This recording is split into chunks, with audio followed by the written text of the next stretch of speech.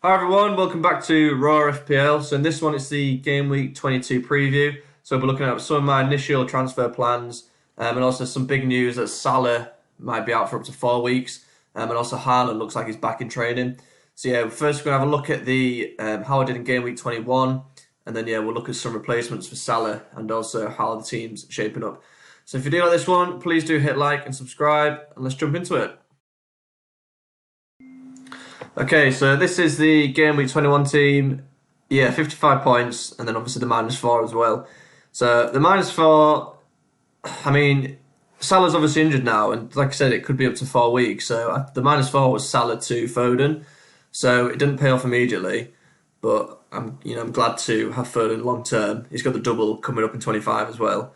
And then the other one was Palmer, so bringing Palmer in finally, which the 10-pointer, that feels like ages ago, doesn't it? But yeah, the transfers are okay.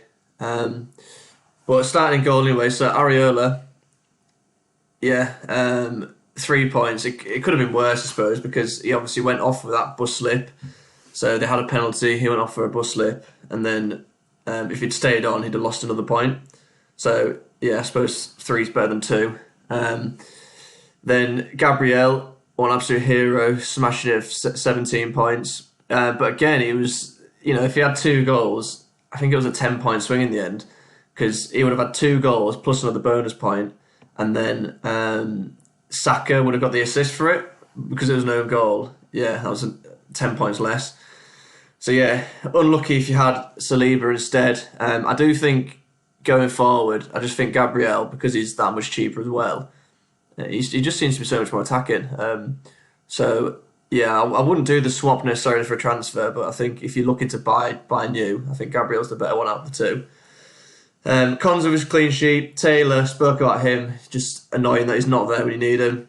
So yeah, Palmer's finally brought him in, delivered straight away. Bowen, that was a bit of a roller coaster. So obviously we didn't know if he was going to start or not, and then saw that he started, so I was buzzing about that. And then yeah, he looked good. He looked good in the first sort of half. He could have had about 2 goals, 3 returns, something like that. So yeah, bit unfortunate, but yeah, I'm glad to have him. He's got fairly decent fixtures coming up as well. Yeah, he's got Bournemouth next.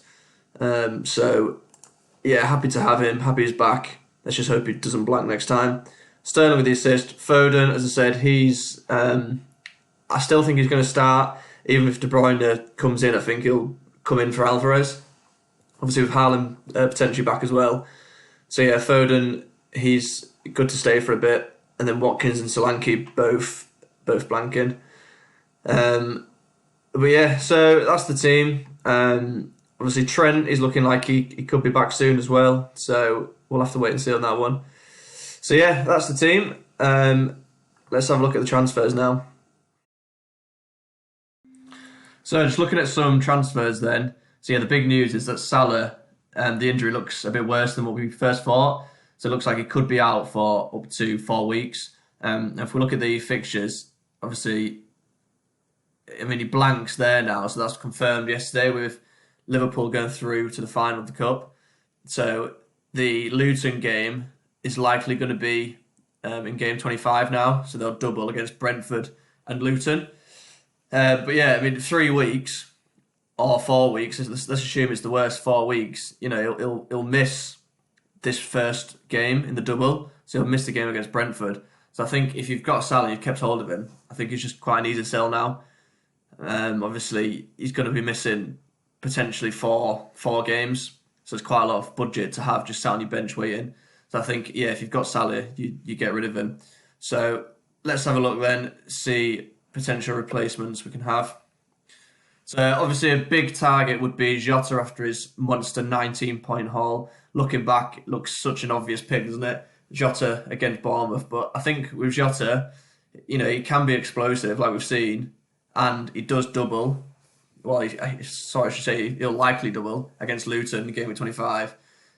But yeah, he'll then blank in game week 26.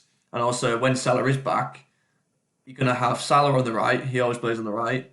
And then you're going to have Jota, Gakpo, Diaz, and also Nunes. They'll all be competing for 2 spots up front. So yeah, I just think, I mean, he could go, completely prove me wrong and just absolutely smash it. But I just think he's a bit of a rotation risk, and I feel like, especially for these times where you've got so many players injured, I think you just want certain starters. So yeah, I don't know. Jota, I think if you're looking for a bit of a punt until Salah comes back, then yeah, he's brilliant. But yeah, I think if you're looking more long term, I think I'd go elsewhere, despite his big haul he's just had. So another two popular ones are Kevin De Bruyne and Foden. And again, they're both just rotation risks. So Foden's obviously a lot cheaper, 8 million, whereas De Bruyne is 10.5. So I think I'd sway for Foden. Not only is he a lot cheaper, but he's also starting every game so far, whereas De Bruyne is obviously just coming back from injury.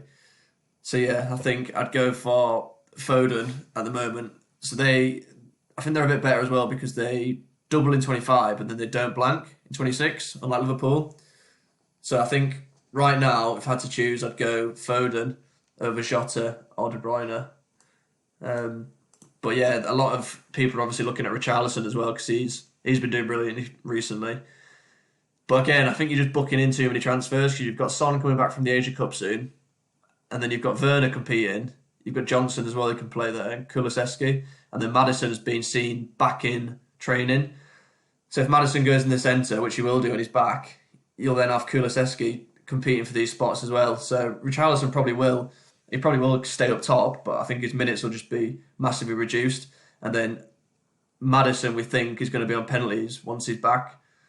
So again, I think if you're looking to go somewhere, I think you go a bit safer. Richarlison, again, he could be a short-term punt. But for most of us, I think we want to be looking a bit longer term. So this is why I like Bowen. He's back from injury. Obviously, it's frustrating to have last week, but he's got Bournemouth coming up next. So I think he could be quite a good pick. Back from injury, playing striker. He was a bit unfortunate not to get anything, to be honest, last game. But another good thing is he doesn't blank. So he could be a really good long-term replacement for Salah. So yeah, they're the transfer ideas. I think what I'll be doing is if I didn't have Foden right now, I'd be going for Foden. But as you'll see in the next section, the priority really is to get Haaland back in. So I think Foden definitely helps with the budget as well. All right then, so these are my first transfer thoughts. So I think going off the news that Haaland is probably going to be back, I think he needs to be a priority. Obviously, Burnley at home, Haaland could, even if he gets 45 minutes, he could absolutely destroy Burnley, can't he? So I feel like he needs to be a priority. So as you can see, I've got quite a lot of money in the bank, 10.5. So yeah, I'm absolutely balling right now. So I can basically swap Haaland for any of my front three. What I normally do, I don't normally like having such a benching headache. So I normally sort of keep my bench fairly weak and use all the budget on the 11. So what I'll probably do, because I'm conscious I need to get Salah back in as well. So I'll do Solanke up to Haaland. I'll still have 3.5 left. And then it's going to be Saka. I mean, Saka's been doing fairly poorly, isn't he? Especially what is he now? He's about 9.1 mil. He's just not been he's not been doing brilliantly. I mean, he's just been ticking along, hasn't he? But for 9.1, you need some big scores, and I'm probably still a bit bitter from the Palace captaincy. 5-0, didn't get a return. But yeah, so I'll probably get rid of Saka. Get rid of Saka. That's to bring Salah back in, and then I'll need a bit more money. So to do that, I can finally get rid of Sterling, and that gives me 6.2. So someone like Gordon. So yeah, that's what I'll end up looking like. It'll be a 3-5-2. So yeah, I think that was quite good. I guess it just depends on what happens with Haaland and Salah, really. So at the moment, it looks like Haaland will be back. So in which case, the transfer will just be Solanke up to Haaland. If Haaland's not back, or if Pep comes out saying, "Oh yeah, Haaland's still, he's been set back or whatever," then I'll just roll the transfer and then I'll push this back a week. So yeah, that's the general transfer plans anyway. So I'll leave that video there then. So just some general thoughts on the transfers. I'm going to do another video closer to deadline, just to basically do the transfers that I'm actually going to do, and then also look at captaincy because I think it's going to be quite close. It depends on if Haaland is actually back, and yeah, maybe Foden could be a captaincy choice. We'll have to see what Pep says, I suppose. But yeah, I'll leave that on there. If you have liked it, please do hit like and just please do subscribe as well. And I'll be back soon. Thank you very much.